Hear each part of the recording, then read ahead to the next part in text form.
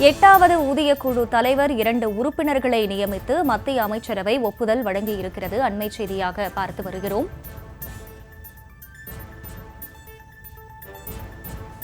8வது ஊதியக்குழு தலைவர் மற்றும் 2 உறுப்பினர்களை நியமித்து மத்திய அமைச்சரவை ஒப்புதல் வழங்கியிருக்கும் நிலையில் கூடுதல் விவரங்களோடு இணைகிறார் செய்தியாளர் மதியழகன். மதியழகன், வணக்கம். இது குறித்த முழு விவரம்.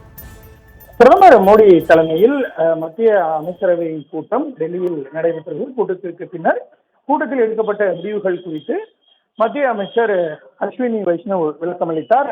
முக்கிய அறிவிப்பாக 8வது ஊதிய குழுவுக்கு 3 உறுப்பினர்களை நியமித்து மத்திய அமைச்சரவையில் ஒப்புதல் வழங்கப்பட்டிருப்பதாக அவர் தெரிவித்திருக்கிறார். இந்த குழுவினுடைய தலைவராக உச்சநீதிமன்றத்தினுடைய முன்னாள் நீதிபதியும் பிரஸ் கவுன்சில் தலைவருமான ரஞ்சனா பிரகாஷ் தேசாய் தலைவராக நியமிக்கப்பட்டிருப்பதாகவும், பகுதி நேர உறுப்பினராக ஐஐஎம் பெங்களூரு பேராசிரியர் புலக் கோஷ் மற்றும் உறுப்பினர் செயலாளராக ஐஏஎஸ் அதிகாரி பங்கஜ் ஜெயின் நியமனம் செய்யப்பட்டிருப்பதாகவும் தெரிவிக்கப்பட்டு இருக்கிறது. இந்த வகையில் இது ஒரு முக்கிய அறிவிப்பாக இருக்கிறது. அதே போல 2025-26 ஆண்டு ரபி பருவத்திற்கான பாஸ்பேட் மற்றும் பொட்டாசியம் உரங்களுக்கான ஊட்டச்சத்து அடிப்படையிலான மானிய விகிதங்களையும் மத்திய அமைச்சரவை அங்கீகரித்திருப்பதாகவும் தெரிவிக்கப்பட்டிருக்கிறது.